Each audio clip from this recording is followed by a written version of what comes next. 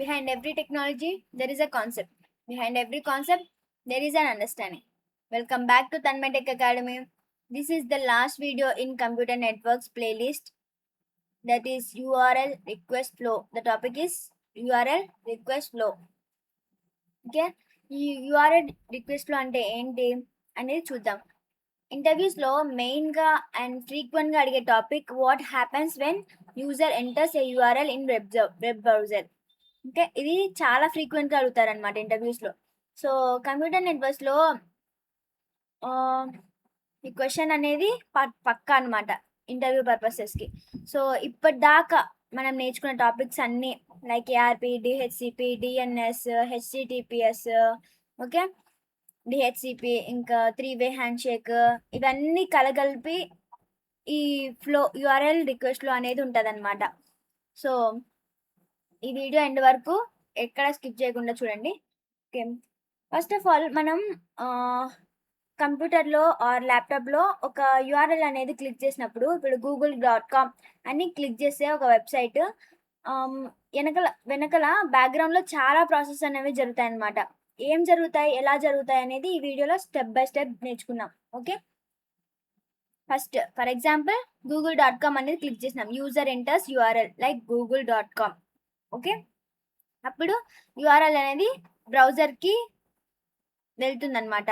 అంటే అప్పుడు బ్రౌజర్ అనేది చెక్ చేస్తుంది క్యాచ్ మెమరీ ఏమన్నా ఆ యూఆర్ఎల్ ప్రెసెంట్ అయిన ఐపీ అడ్రస్ ఉందో లేదో అనేది చెక్ చేస్తుంది అనమాట, దాని యొక్క డేటా అనేది.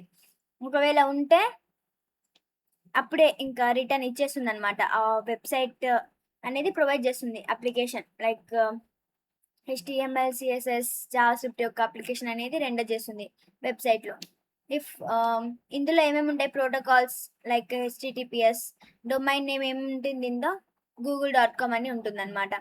ఓకే, వెబ్ బ్రౌజర్కి ఇప్పుడు వెబ్సైట్ నేమ్ తెలిసింది. ఏం తెలిసింది బ్రౌజర్కి? google.com అనే డొమైన్ నేమ్ తెలిసింది.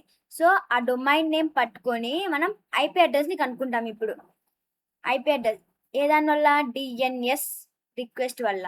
డిఎన్ఎస్ అనేది రిక్వెస్ట్ పంపుతుంది అనమాట. ఓకే, డొమైన్ నేమ్ తెలిసింది google.com, దాని యొక్క ఐపీ అడ్రస్ కనుక్కుంటుంది డిఎన్ఎస్ అనేది. ఎలా? రిజాల్వర్ ద్వారా. ఓకే, రిజాల్వర్ వచ్చి మనకి ఎవరికి పంపుతుంది?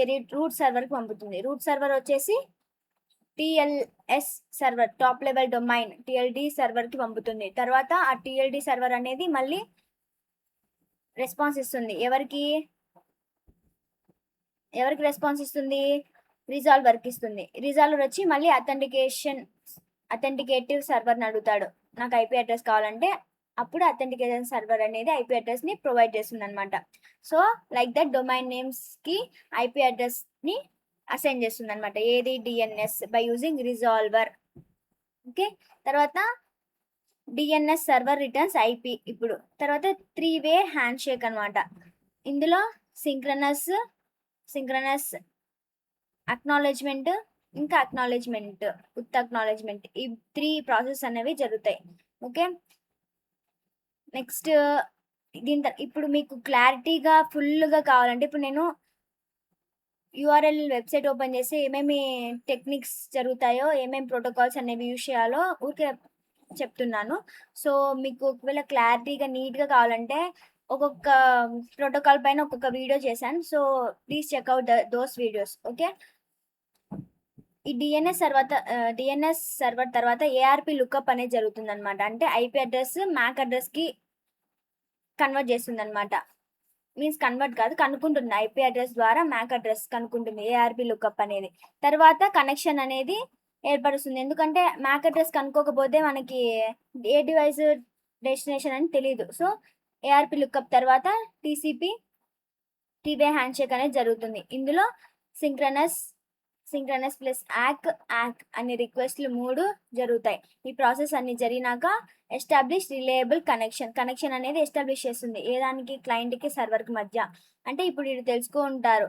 ఓకే, క్లయింట్ అనేవాడు తెలుసుకుంటాడు సర్వర్ రెడీగా ఉందని, సర్వర్ అనేవాడు తెలుసుకుంటాడు క్లయింట్ రెడీగా ఉందని. ఏ దానికోసం? డేటాని తీసుకోవడానికి కోసం, ఇవ్వడానికి కోసం, ట్రాన్స్ఫర్ చేయడానికి. ఓకే, తర్వాత HTTPS రిక్వెస్ట్ అనమాట. HTTPS రిక్వెస్ట్ అంటే గెట్ ఆర్ పోస్ట్ లైక్ రిక్వెస్ట్లు అనేవి వెళ్తాయి అన్నమాట. తర్వాత router forwards packets through internets. Router అనేది రౌటింగ్ ద్వారా బెస్ట్ పాత్ని ఎంచుకొని ప్యాకెట్స్ అనేది పంపుతుంది. ఇక్కడ హెచ్టిటిపిఎస్ ఎందుకు యూజ్ చేసినాం? ఎన్క్రిప్షన్ కోసం, డేటాని ఇంకా పంపించని టీసీపీ అనేది చెప్పింది. ఎందుకంటే రిలయబుల్ కనెక్షన్ అనేది ఏర్పరిచినా ఇంకా డేటాని అనేది పంపించుకోండి అని చెప్తుంది. అప్పుడు హెచ్టిటిపి ఆర్ హెచ్టిటిపిఎస్ రిక్వెస్ట్ అనేది పోతుంది. ఎందుకంటే ఎన్క్రిప్ట్ చేయడానికి ఫస్ట్ డేటాని, ఎన్క్రిప్ట్ చేసిన డేటాని ప్యాకెట్స్లో పెట్టి రౌటర్ బెస్ట్ పాత్ని ఫిక్స్ చేసుకొని ఆ పాత్లో ఈ ప్యాకెట్స్ని పంపుతుంది అనమాట త్రూ ఇంటర్నెట్. ఓకే, తర్వాత వెబ్ సర్వర్ అనేది ఆ ప్యాకెట్ని రిసీవ్ చేసుకుంటుంది అనమాట. రిసీవ్ చేసుకున్నాక ఆ సర్వర్ మళ్ళీ రిసీవ్ చేసుకుంది కదా, ఆ ప్యాకెట్స్ని రిసీవ్ చేసుకున్న ప్యాకెట్స్ని ప్రాసెస్ చేస్తుంది అనమాట. ప్రాసెస్ చేసి తర్వాత మళ్ళీ హెచ్టిటిపి రెస్పాన్స్గా పంపుతుంది అనమాట. అప్పుడు అప్లికేషన్ పైన మనకి బ్రౌజర్ పైన వెబ్ పేజ్ అనేది రెండర్ అవుతుంది. యూజర్ అనేవాడు వెబ్సైట్ని చూస్తాడు. Okay, this is the process when we enter and URL in a browser. ఇంత ప్రాసెస్ జరుగుతుంది. ఫస్ట్ యూజర్ అనేవాడు గూగుల్ సెర్చ్ చేస్తాడు అనమాట, google.com అనేది బ్రౌజర్ క్యాచ్లో చూస్తాడు. లేకపోకుంటే డిఎన్ఎస్ రిక్వెస్ట్ పంపుతాడు. డొమైన్ మనకి ఇప్పుడు డొమైన్ నేమ్ తెలిసింది google.com అనేది, కాబట్టి ఆ google.com ఐపీ అడ్రస్ని కనుక్కుంటుంది అనమాట.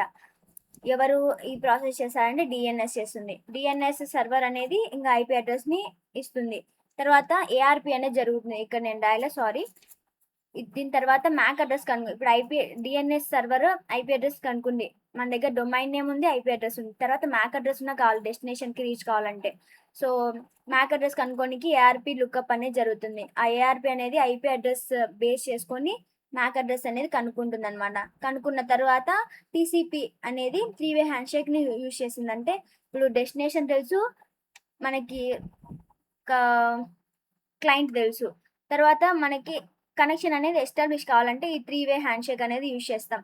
సో అంటే క్లయింట్ అనేవాడు రెడీగా ఉండాలని సర్వర్కి తెలియాలా, సర్వర్ అనేవాడు రెడీగా ఉండాలని క్లయింట్కి తెలియాలా. సో అప్పుడే మనం సెక్యూర్గా డేటాను అనేది ట్రాన్స్ఫర్ చేయడానికి ఒప్పుకోవచ్చు. అంటే ట్రాన్స్ఫర్ డేటా చేయడానికి ఒప్పుకోవచ్చు. ఓకే, రెడీగా ఉన్నారు కాబట్టి. Next HTTP or HTTPS connection అనేది రెడీ అయింది ఇక్కడ. తర్వాత హెచ్టిటిపిఎస్ అనేది సెక్యూరిటీని ప్రొవైడ్ చేస్తుంది. డేటాని ట్రాన్స్ఫర్ చేసుకోవచ్చు అని టీసీపీ చెప్తే ఇంకా సెక్యూర్గా చేయాలి కదా, కాబట్టి ఫస్ట్ ఎన్క్రిప్ట్ చేస్తుంది డేటాని. తర్వాత రౌటర్ అనేది రౌటింగ్ ప్రాసెస్, అంటే బెస్ట్ రౌటింగ్లో ఏం జరుగుతుంది, బెస్ట్ పాత్ని చూస్ చేసుకుంటారు. ఫస్ట్ ఆ పాత్లో ప్యాకెట్స్ అనేది ఫార్వర్డ్ చేస్తూ ఉంటాయి అన్నమాట రౌటర్ అనేది త్రూ ఇంటర్నెట్. చేసినాక వెబ్ బ్రౌజర్ రిసీవ్ చేసుకుంటుంది ఆ ప్యాకెట్స్ అన్ని, అంటే ప్యాకెట్స్ కలిపి మళ్ళీ డేటాగా మారుతుంది. డేటాగా మారిన తర్వాత ప్రాసెస్ చేసిన తర్వాత ఆ రిక్వెస్ట్ని మళ్ళీ రెస్పాన్స్ అనేది పంపుతుంది హెచ్టిటిపిఎస్ ఫార్మాట్లోనే. తర్వాత ఆ రెస్పాన్స్ అనేది బ్రౌజర్లో రెండర్ అవుతుంది అనమాట వెబ్ పేజ్ మీద. ఓకే, అప్లికేషన్ అనేది. అప్పుడు మనం users sees the website. This is the flow of URL request flow when we enter and URL అనమాట. This is the very very very important process అనమాట, important thing that mainly ask in interviews. చాలా important. So please ఎక్కడ స్కిప్ చేయకోకుండా నీట్గా అర్థమయ్యేటట్టు చూడండి. సో మీకు ఏదైనా అర్థం కాకోకుంటే నెక్స్ట్ నేను సపరేట్ వీడియోస్ చేశాను. ఏఆర్పి అంటే ఏంటి, ఓకే, టీసీపీ అంటే ఏంటి, హెచ్టిటిపిఎస్ అంటే ఏంటి, డిఎన్ఎస్ అంటే ఏంటి, 3-way హ్యాండ్షేక్ అంటే ఏంటి, ఇవన్నీ చేశాను. సో అక్కడికి వెళ్ళి చూడండి, క్లారిటీగా అర్థమవుతుంది. నెక్స్ట్ ఇది బ్రీఫ్గా చూద్దాం. యూఆర్ఎల్ ఎంటర్ చేసినప్పుడు అది ఏ లేయర్లో ఉంటుంది, అప్లికేషన్ లేయర్లోనే ఉంటుంది. డిఎన్ఎస్ లుక్అప్ కూడా domain names converted into IP address, so అది కూడా అప్లికేషన్ లేయర్లోనే ఉంటుంది. టీసీపీ హ్యాండ్షేక్ అనేది ట్రాన్స్పోర్ట్ లేయర్లో ఉంటుంది, ఎందుకంటే కనెక్షన్ని ఎస్టాబ్లిష్ చేయాలి కాబట్టి. ఏఆర్పి అనేది కూడా అప్లికేషన్ లేయర్లోనే ఉంటుంది.